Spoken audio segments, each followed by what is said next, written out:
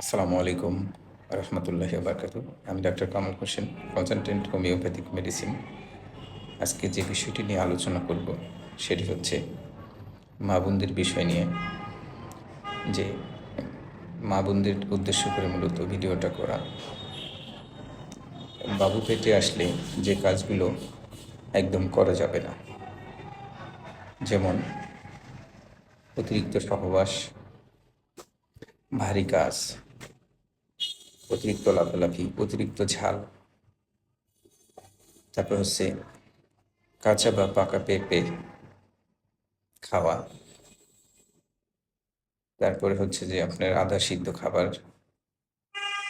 কাঁচা ডিম, তারপর হচ্ছে আনারস এবং ভ্রমণ করা, যেটা মোটরসাইকেলে চড়া, ঘোড়ায় চড়া, ভ্রমণ করা, এগুলো থেকে বিরত থাকা সবচেয়ে উপকারী।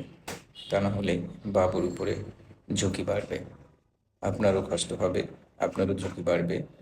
এগুলো যদি করেন তাহলে দেখা গেলো অতিরিক্ত ব্লিডিং হয়ে বাবুটা নষ্ট হয়ে যেতে পারে।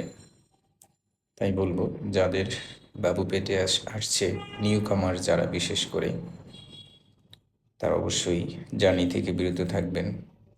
যেমন হচ্ছে কাঁচা ডিম, কাঁচা পেঁপে, পাকা পেঁপে, আনারস, কাঁচা দুধ টোটালি একদম খাওয়া যাবে না। এবং একজন ভালো ডাক্তার, গাইনোকোলজিস্টের আন্ডারে থাকা ভালো। যাই হোক, অনেক কথা বলে ফেলেছি, ভুল ত্রুটি হলে ক্ষমা সুন্দর দৃষ্টিতে দেখবেন। ভালো থাকবেন। আসসালামু আলাইকুম রহমতুল্লাহি বারকাতুহু।